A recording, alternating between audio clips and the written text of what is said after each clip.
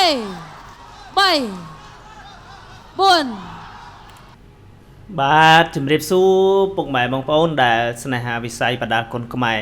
បងប្អូនណាខ្លះជា fan ប៉ែនកាអេរ៉ាវ៉ាន់បងប្អូនណាខ្លះជា fan ខុនឡាំងកូស៊ីនបាទ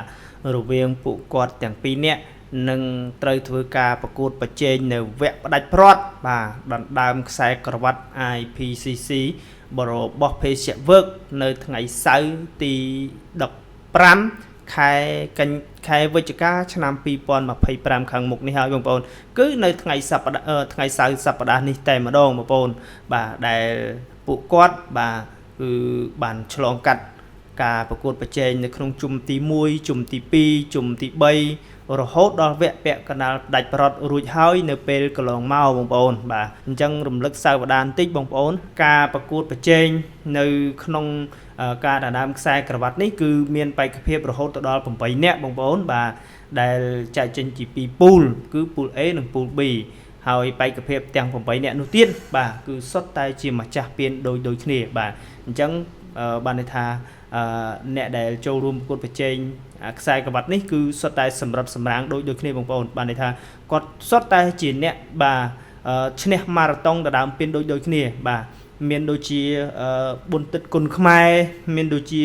សុភាពរំលីមានដូចជាសុផាតមេសា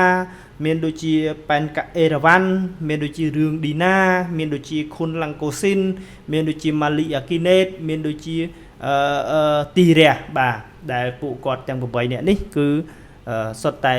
ធ្លាប់បាទប្រកួតប្រជែងឈ្នះពានដូចគ្នាហើយក៏បាទឡើងមកចប់ឈ្មោះជាបេក្ខភាពដណ្ដើមខ្សែក្រវ៉ាត់ហើយក៏ចែកជា2ពូលបាទដោយពួកគាត់ធ្វើការប្រកួតជំរុះជុំទី1ជុំទី2រហូតបាទសម្រាប់សម្រាងបានបេក្ខភាព4នាក់ឡើងទៅវគ្គពាក់កណ្ដាលផ្ដាច់ព្រាត់បាទដែលការប្រកួតវគ្គពាក់កណ្ដាលផ្ដាច់ព្រាត់នៅពេលកន្លងមកគឺកាលពីថ្ងៃទី25ខែ10ឆ្នាំ2025ដែលមានបេក្ខភាព4នាក់គឺសុផាតមេសាប្រកួតជាមួយនឹងប៉ែនកាអេរ៉ាវ៉ាន់ហើយខួនឡាំងកូស៊ីនគាត់ប្រកួតជាមួយនឹងទីសុភាពរំលីបាទជាលទ្ធផលគឺរកឃើញបេក្ខភាព2នាក់នេះបងប្អូនគឺខួនឡាំងកូស៊ីននិងប៉ែនកាអេរ៉ាវ៉ាន់ដែលគាត់ឡើងមកប្រកួតនៅវគ្គផ្ដាច់ព្រាត់នៅថ្ងៃសៅរ៍ទី15ខែ11ឆ្នាំ2025នេះពេលខាងមុខបងប្អូនអញ្ចឹងបងប្អូនណាខ្លះជា fan ខុនឡាំងកូស៊ីនបងប្អូនណាខ្លះជា fan ប៉ែនកាអេរ៉ាវ៉ាន់កុំភ្លេចចូលរួមទស្សនាទាំងអស់គ្នាបាទនៅថ្ងៃសៅរ៍ទី15ខែ11ឆ្នាំ2025ខាងមុខនៅក្នុងស៊ីដយ៉ូរបស់ស្ថានីយទូរទស្សន៍ Town Full HD TV ទាំងអស់គ្នាបងប្អូនបាទសូមអរគុណ